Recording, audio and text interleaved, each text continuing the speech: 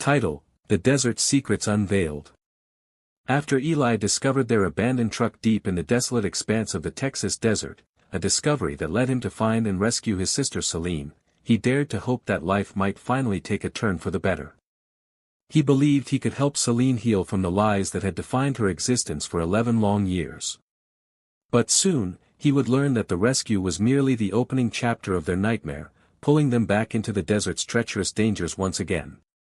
Before we plunge into the second part of this harrowing tale, let us know where you're reading from today, and if you're gripped by this story, don't forget to follow for more. 1 week had passed since the chaos erupted at the desert bar, since Eli had finally reunited with Celine after 11 years of relentless searching. The Protection House, a modest residence nestled in a secure neighborhood, had become their temporary sanctuary while the investigation pressed on. Eli lay on the couch, staring at the ceiling fan as it rotated lazily overhead, its hum mingling with the muted voices drifting from the kitchen where Trent and his sister Anna were unpacking the dinner they'd brought. "You okay?" Trent asked, appearing in the doorway with a plate in hand. Eli sat up, rubbing his eyes. "Just thinking." "Dangerous habit," Trent teased, handing him the plate. "I brought tamales from Rosita's." Anna emerged from the kitchen, balancing drinks in her hands. "Figured you could use some normal human interaction after a week of police interrogations." She set the drinks on the coffee table and glanced around. "Where's Celine?" "Still with the police and her representative," Eli replied, checking his watch. "She's been gone since this morning, but she should be home soon." "Her representative?" Trent asked, settling into an armchair. "That's what they call her advocate," Eli explained. "Samantha Regis. She's a child welfare attorney specializing in trauma cases." "How's she doing?" Anna asked quietly. Eli sighed, running a hand through his hair. "It's complicated. Some days, she seems like she's adjusting well. Other days, she barely speaks." "That's understandable," Trent said. "She spent 11 years with those people. That's not something you just shake off." "What's the latest with the investigation?" Anna asked, leaning forward. "The inactive military training ground was being used by the gang to hide illegal weapons underground in the old barracks," Eli explained. "With the place abandoned and so deep in the desert, it was perfect for a hideout. The police found quite an arsenal down there, all because of that drone footage you discovered," he added, nodding at Trent. "And Celine's cooperation," Eli continued. "She knew enough about their operation to point investigators in the right direction." They moved to the dining table, where Trent recounted how his Jeep had become a minor celebrity in town after being featured in news reports about the discovery of the truck. Mid-laugh, they heard the front door open. Celine entered, her blonde hair pulled back in a simple ponytail, dressed in jeans and a light blue t-shirt. "Hey," she said softly, her eyes darting between the three of them. "Celine," Eli said, rising from his chair. "You remember Trent from the police station, and this is his sister Anna." Celine nodded at Trent, then offered a small smile to Anna. "Nice to meet you. You guys go ahead with dinner," she said, gesturing toward the table. "I grabbed something to eat on the way. I'll join you after I clean up."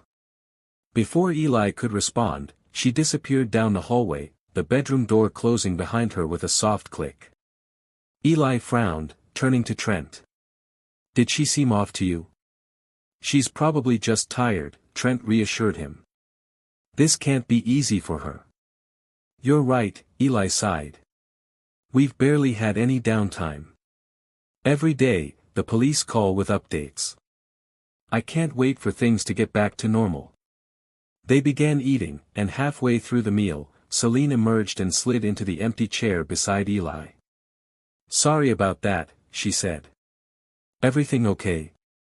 Eli asked, studying her face. Celine hesitated, then sighed. "Carlos was released from the hospital today.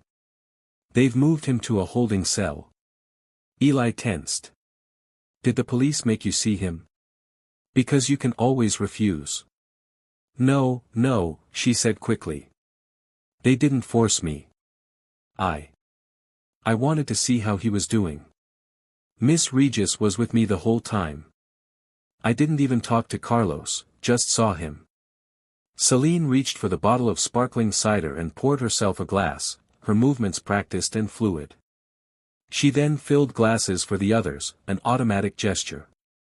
Wow, Anna said. You're very good at that. A small, sad smile crossed Celine's face. I've been doing this as early as I could remember. I used to work as a bartender in the pub. Anna nodded, then brightened. Oh, I almost forgot. She reached into her bag and pulled out what looked like a decorative hair clip. I made it myself. If you press this safety button and pull from the side, a knife blade comes out. Celine stared at the device, her face suddenly pale.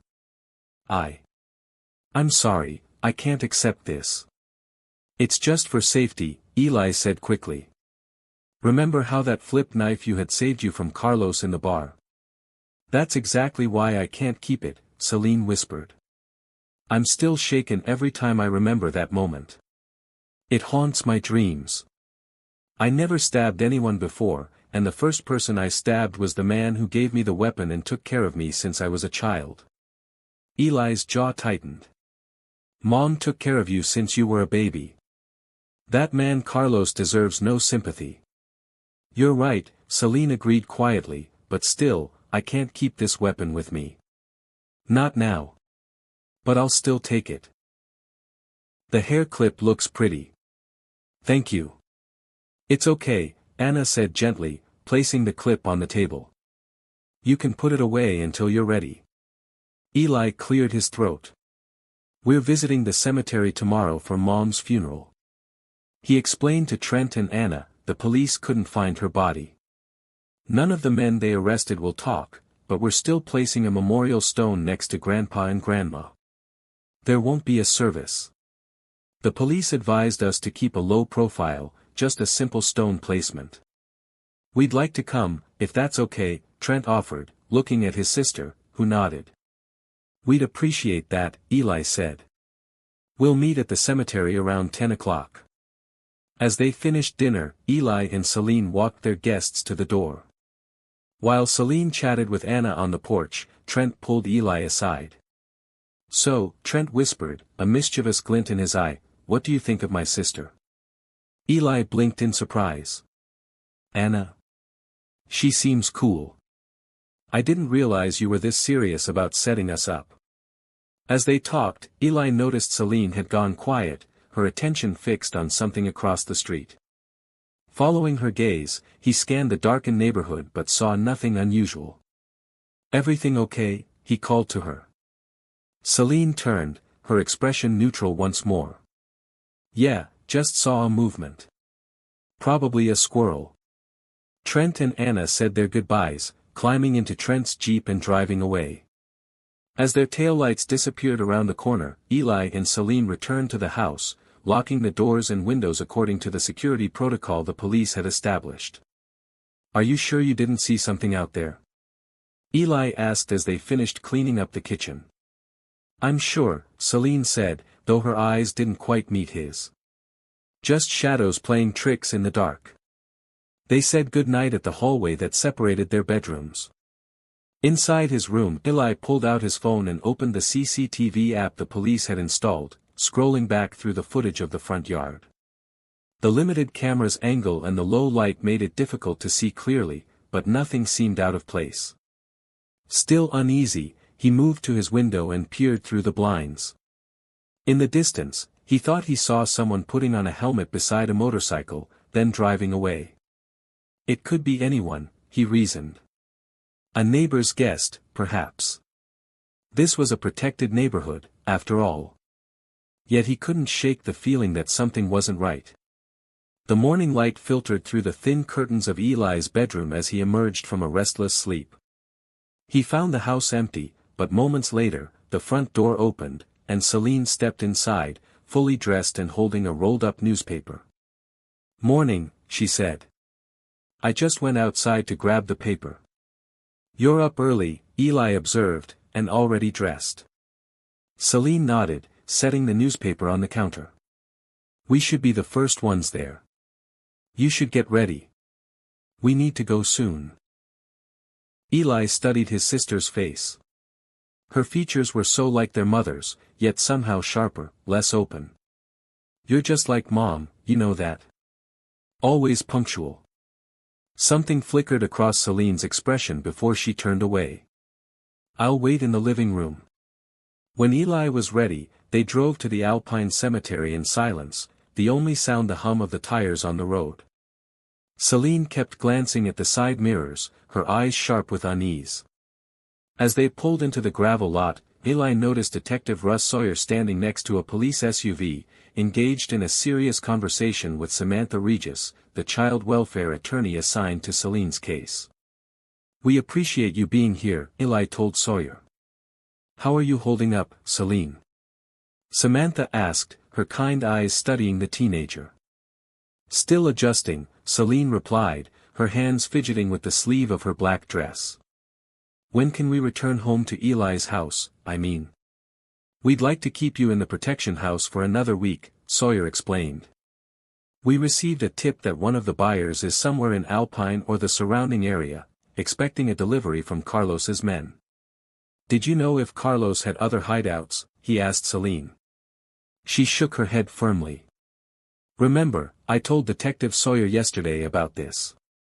I only knew about the bar and the military facility. We don't blame you, Sawyer assured her. We just need you to stay hidden in the protection house a little while longer. Before Celine could respond, a black Jeep pulled into the parking lot.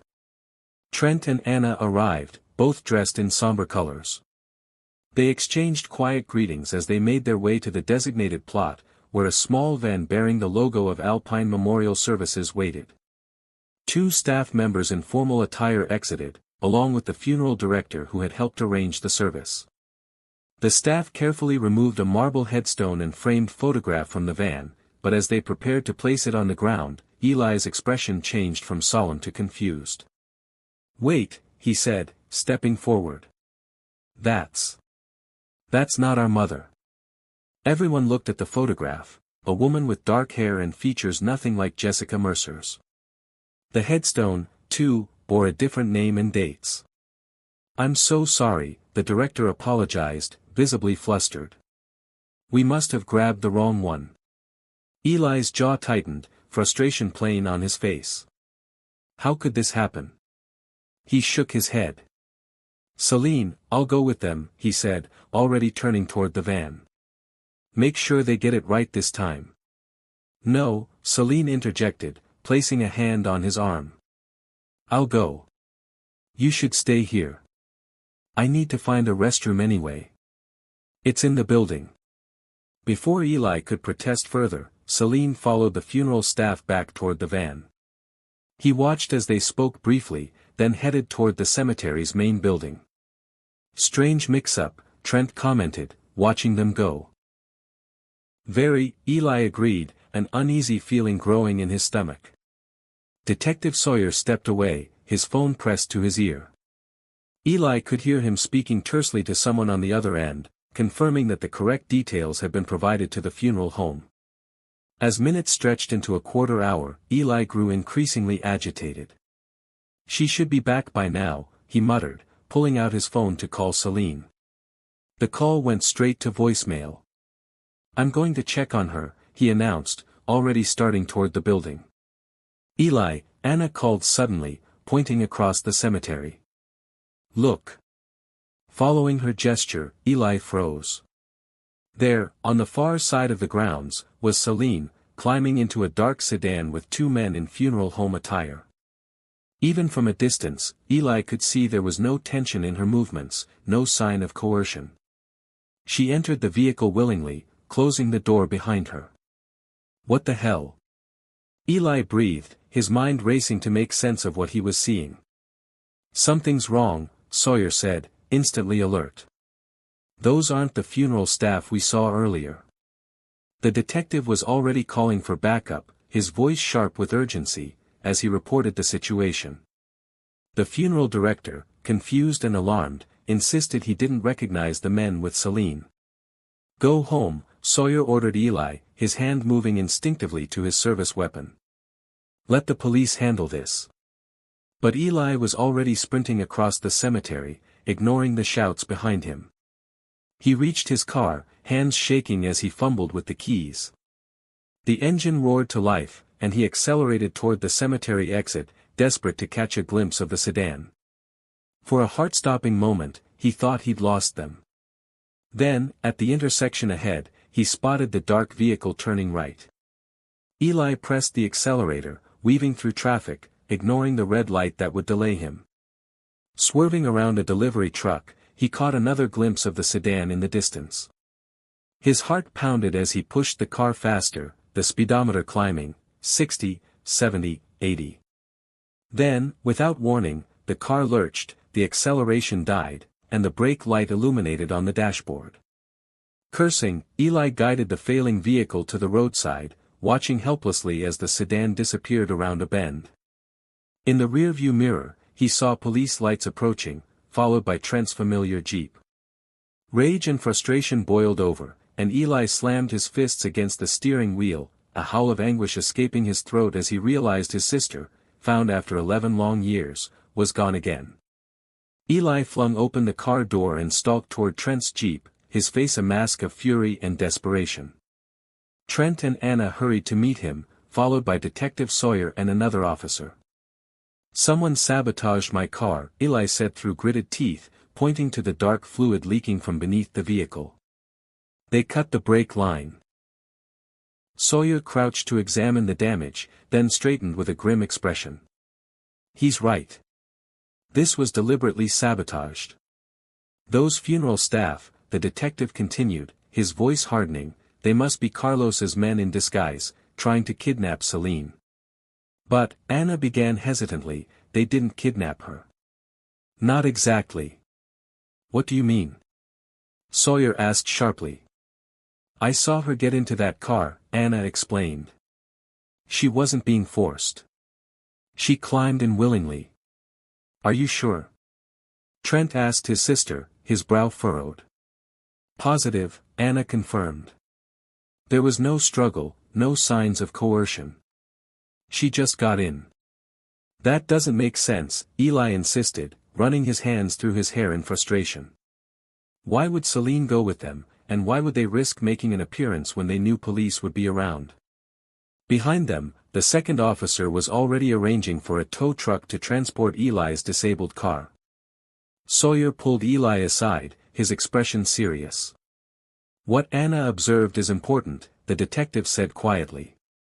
If Celine went willingly, we need to consider why. Has she shown any strange or suspicious behavior lately? Eli hesitated, thinking back over the past week. Not particularly. She's been withdrawn and quiet, but I attributed that to exhaustion from the investigation and adjusting to everything. The knife, Anna interjected, joining them. The flip knife hair clip I gave her last night. She refused to take it, and she seemed strangely provoked by it.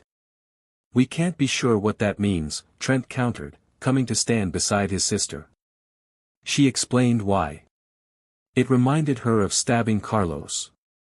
Sawyer considered this, then nodded decisively. Let's continue this conversation somewhere more secure. I want to check Celine's room at the protection house. She might have left a message or some indication of what's happening. 20 minutes later, they arrived at the protection house, which now buzzed with police activity. Officers moved methodically through the rooms, searching for clues or evidence that might explain Celine's departure. Eli watched from the dining room as Sawyer and his team combed through Celine's bedroom. The room felt like a strange museum exhibit, a space inhabited but not lived in. Few personal touches adorned the dresser or walls. Celine had accumulated little during her week of freedom, as if she'd been hesitant to claim the space as her own. The house suddenly felt claustrophobic, officers moving in every direction, radios crackling with updates. Eli's head throbbed with a building pressure, the room seeming to spin around him. He needed air, space to think. I'll be in the bathroom, he mumbled to Trent, who nodded with concern. In the small bathroom, Eli locked the door and leaned against the sink, staring at his haggard reflection. Dark circles underlined his eyes, and his skin had a grayish pallor. The events of the past week, the culmination of 11 years of searching, caught up with him in a rush of emotion. Why, he whispered to his reflection, why would she leave? The question hung in the air, unanswered. With a sudden surge of frustration, Eli swept his arm across the sink, sending bottles and toiletries clattering to the floor. The plastic containers bounced, and a brown bottle of iodine tipped over the toilet lid, its contents seeping across the floor. Eli, Trent's voice came through the door, you all right in there? Eli opened his mouth to respond, but his words died in his throat as he noticed something strange. The spilled iodine had seeped under a folded piece of paper that had been sitting on the toilet lid. As the brown liquid spread, it revealed purple marks on the paper, marks that formed letters. Heart pounding, Eli carefully picked up the paper. Most of it remained white, but where the iodine had touched, words became visible, a hidden message written in what must be lemon juice or some other acidic solution that would react with iodine. Grabbing the bottle, Eli used his finger to carefully spread more of the liquid across the paper. Words emerged, revealing a message in Celine's handwriting, please don't hurt the girls. I'll do whatever you ask. The court date is set for next month. I'll testify on Carlos's behalf. Tell them how you protected me all these years. Don't worry about the police. They trust me now. Eli stared at the words, his mind racing to make sense of them. The letter was addressed to Carlos, but he was in custody. Had Celine written this to someone else? Was she planning to help Carlos at his trial? Eli, Trent called again, more urgently this time, what's going on in there? Eli unlocked the door, holding the stained paper in his trembling hand. I found something. Within minutes, the bathroom was crowded with officers, Sawyer examining the letter with a grim expression.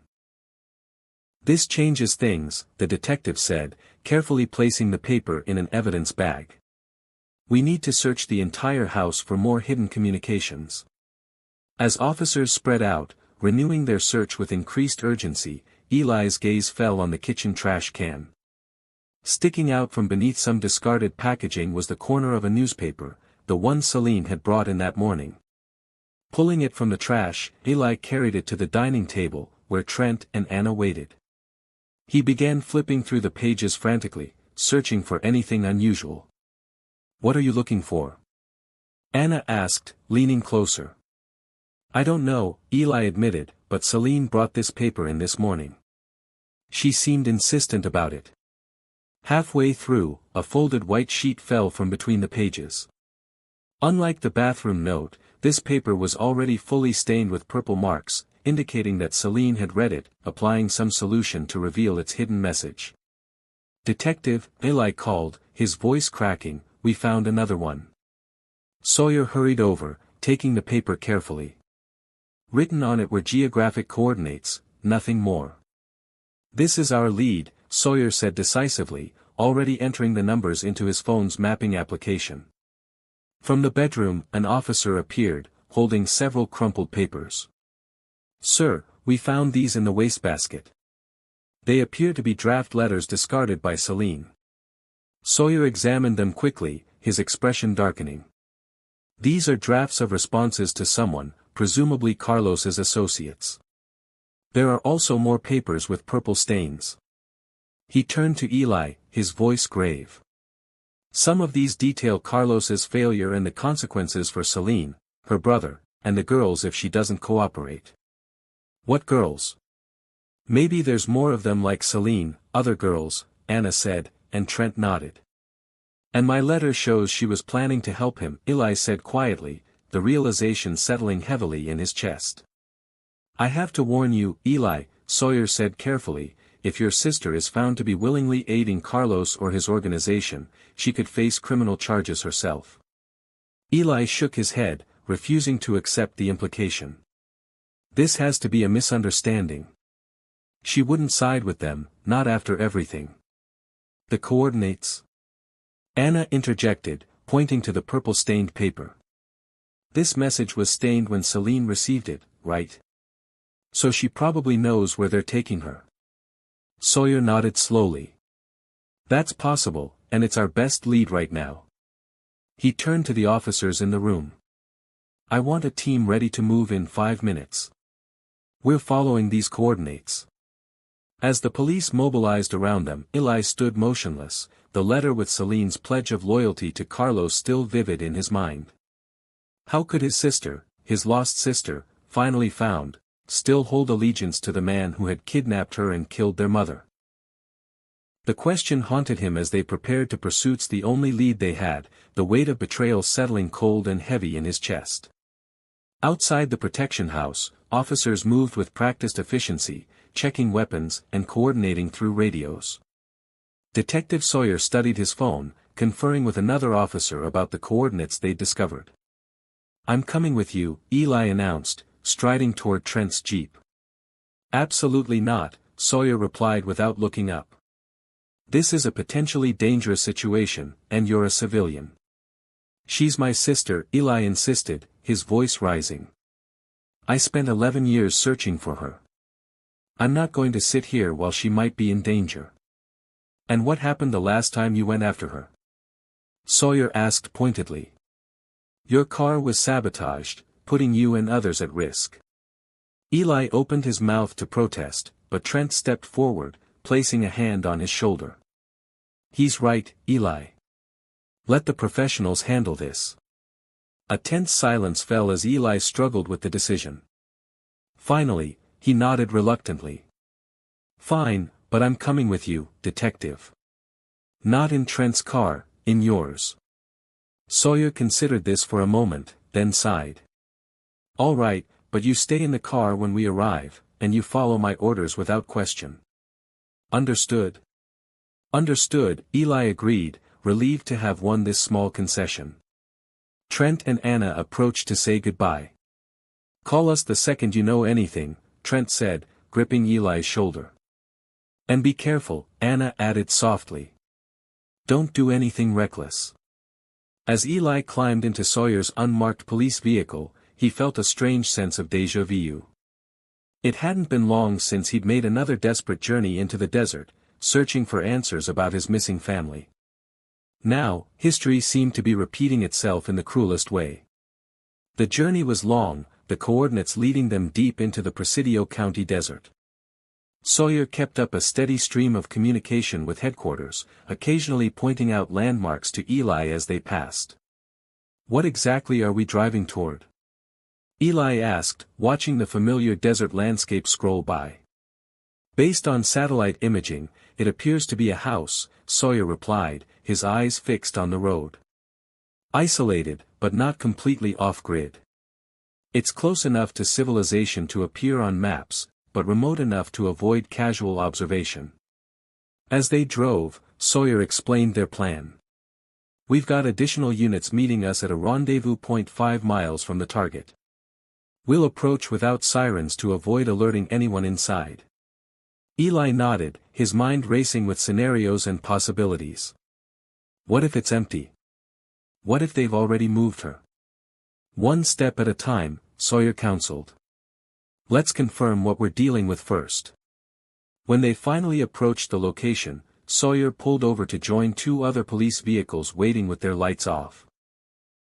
The officers gathered for a brief strategic discussion, occasionally glancing toward Eli, who remained in the passenger seat as instructed. After a few minutes, Sawyer returned. We're proceeding to the house. It's about half a mile ahead.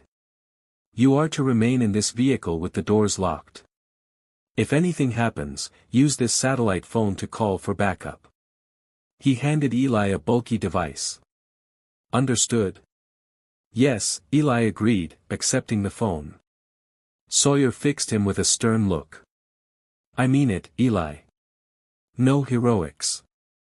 If your sister is in there, our best chance of getting her out safely is following protocol. As the officers disappeared over a ridge, moving cautiously toward the unseen house, Eli waited, watching the minutes tick by on the dashboard clock. Every second felt like an eternity, his mind conjuring increasingly dire scenarios. Finally, the radio crackled, "House is secure." No occupants found. Eli's heart sank. They were too late. 20 minutes later, Sawyer returned, his expression unreadable. The house is empty, he confirmed, but we need to take a closer look. Come with me, but stay close. Together, they approached the structure, a weathered, single-story building with peeling paint and boarded windows. Inside, officers moved methodically through sparsely furnished rooms, looking for any evidence or clues. Why would they send Celine coordinates for an empty house? Eli wondered aloud, scanning the dusty interior.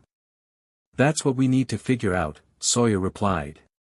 Check every corner, every drawer.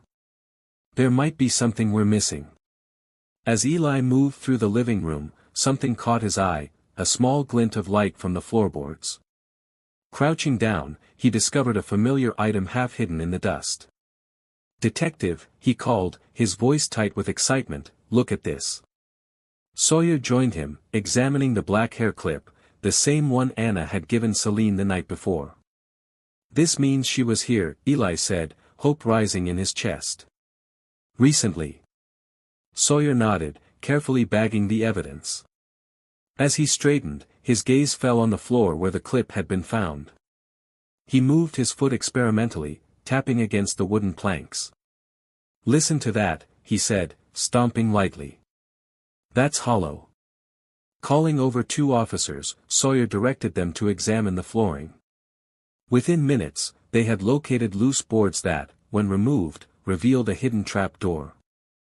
Stand back, Sawyer ordered, drawing his weapon as another officer pulled the trap door open, revealing a set of stairs descending into darkness. The lead officer approached, his expression serious. Detective, this could be connected to a larger tunnel system. These old military tunnels from World War II run beneath parts of the Texas desert with multiple exits. Smugglers use them to evade border patrol and transport contraband, or people. Eli added quietly, thinking of his sister, or people. Sawyer's jaw tightened as he assessed the situation. We need a tactical team. This is beyond our current capabilities. But Celine, Eli began. Is either gone already or deep in a tunnel system we're not equipped to safely navigate, Sawyer interrupted. I understand your urgency, Eli, but rushing in without proper backup would be foolish. The lead officer nodded in agreement. He's right. Those tunnels could be dangerous, possibly booby-trapped, and certainly well-defended if they're actively being used by smugglers. Frustration burned like acid in Eli's stomach, but he recognized the logic in their caution. Still, as they exited the house to wait for the tactical team, he couldn't help feeling that every minute that passed put Celine further beyond his reach, again. The desert sun beat down mercilessly as a temporary command center materialized around the isolated house. Officers erected shade tents, unloaded communications equipment, and established a perimeter, their disciplined efficiency a stark contrast to Eli's restless pacing. How much longer, he asked for the 3rd time, watching as Sawyer coordinated with newly arrived officers. Tactical team is still about 40 minutes out, Sawyer replied, not looking up from his radio. I know it's frustrating, but we need to follow protocol. Unable to remain still, Eli decided to explore the area around the command post, staying within the established safe perimeter. The hair clip Anna had given Celine felt heavy in his pocket, a tangible reminder of how close, yet how far, they were from finding her. Taking it out, he turned it over in his hands, remembering Celine's reaction when Anna had first offered it to her. The knife blade extended smoothly when he pressed the safety button, catching the harsh sunlight. Something about the reflection caught his attention. On a whim, Eli tilted the blade, watching how it redirected the sun's rays. A glint in the distance answered his movement, a brief, unmistakable flash of light. Detective, Eli called, hurrying back to the command tent, I saw something out there. Sawyer looked up, skeptical. What kind of something? A reflection, Eli explained, demonstrating with the knife. When the sun hit this at a certain angle, I caught a reflection from somewhere west of here. Could be anything, one of the officers commented. Piece of broken glass, discarded can. No, Eli insisted, it responded to my movement. When I shifted the blade, the reflection changed.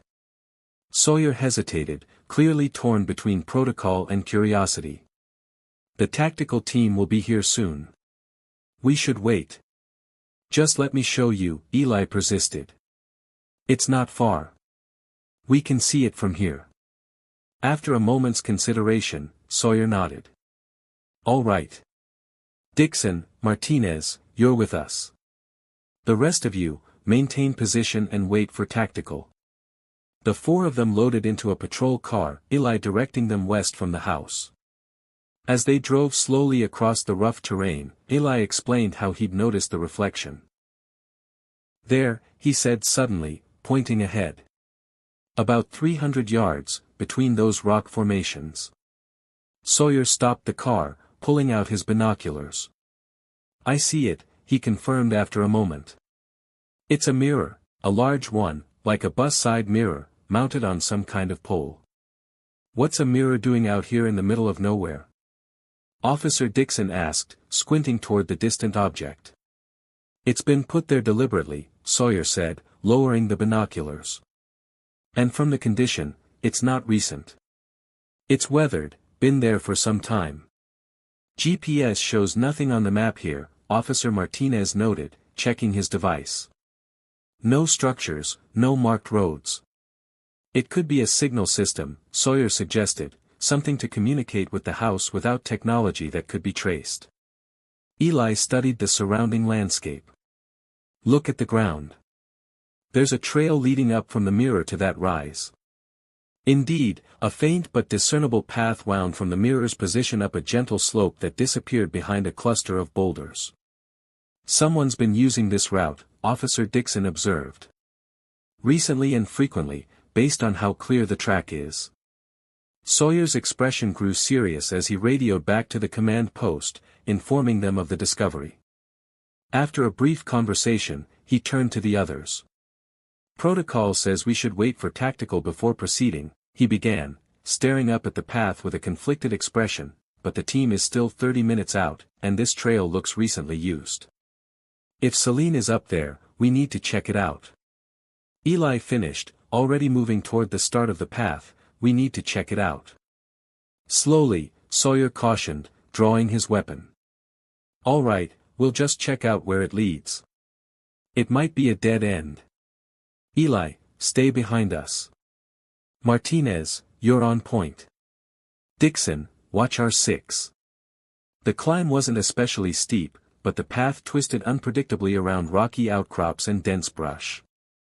The officers advanced with practiced precision, weapons at the ready, exchanging silent hand signals. What was meant to be a quick inspection had become an unexpectedly intriguing trail. As they neared what appeared to be the top of the rise, Eli heard a sound that froze his blood, footsteps on loose gravel just ahead and around a bend in the path. Officer Martinez lifted his hand, signaling for silence. The group froze, ears straining. The footsteps persisted, unaware of their presence, joined by the soft, off-key humming of a man to himself. Then Eli shifted abruptly, and the crunch of gravel underfoot gave them away, drawing the man's attention. Martinez gestured for Sawyer to advance with him while Dixon stayed with Eli. The two officers crept forward, disappearing around the bend. Seconds later, Eli heard a brief scuffle and a muffled cry, then silence. Dixon moved forward cautiously, Eli close behind. Rounding the bend, they found Martinez and Sawyer subduing a man in what appeared to be a funeral home uniform, one of the men who had taken Celine from the cemetery. The man struggled briefly before Sawyer secured handcuffs around his wrists and gagged him with a bandana. They dragged him off the path, securing him to a sturdy mesquite tree with a second set of restraints. He was alone, Sawyer whispered, but there must be others ahead. Martinez nodded his agreement. I heard voices further up.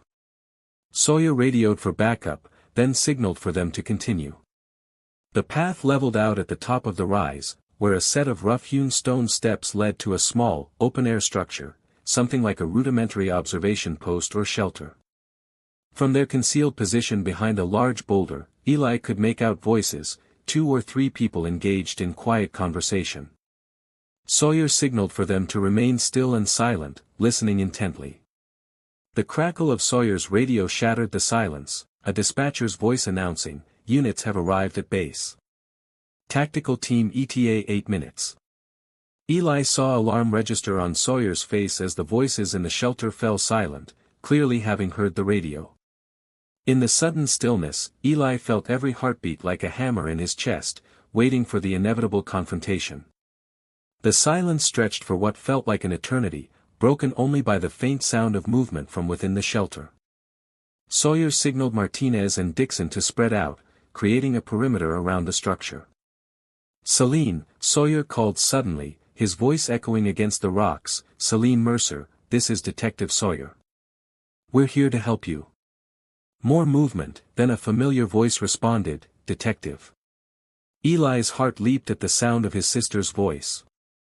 "Celine," he called, unable to contain himself despite Sawyer's warning glare. "Eli," Celine's voice held a note of surprise, "what are you doing here?" "Everyone inside, come out with your hands where we can see them," Sawyer commanded, his weapon trained on the shelter's entrance. There was a moment of hesitation, then 3 figures emerged slowly into the sunlight, Celine and 2 other young women, all holding what appeared to be canvas bags. Eli stared in confusion, taking in the scene, his sister, apparently unharmed, in the company of 2 strangers, none of them showing signs of duress. "Drop the bags and step away from them," Martinez ordered, advancing cautiously. The girls complied, setting the bags on the ground. One of them unzipped partially as it hit the rocky surface, revealing the unmistakable shape of a disassembled rifle. Before anyone could react, gunfire erupted from somewhere behind them. Eli dove for cover as bullets ricocheted off the surrounding rocks, the officers returning fire while shouting for the girls to get down. Celine and the others scrambled back into the shelter while Sawyer and his officers took defensive positions behind boulders, firing toward the source of the attack. "Stay down!" Sawyer shouted to Eli, who had pressed himself against a large rock, his heart pounding so hard he could barely hear. The exchange of gunfire continued for several chaotic minutes. Eli glimpsed Martinez taking careful aim before firing 3 rapid shots, followed by a cry of pain from the direction of their attackers. "One down," Martinez called, already shifting his aim. Dixon moved to a better position, firing steadily at a target Eli couldn't see. Another cry, another announcement, second target down. A final burst of gunfire from Sawyer, then silence fell once more. "Clear," Sawyer shouted after a tense moment. "Dixon, secure the areas those shots came from." "Martinez, with me." Eli remained frozen in place until Sawyer approached, holstering his weapon.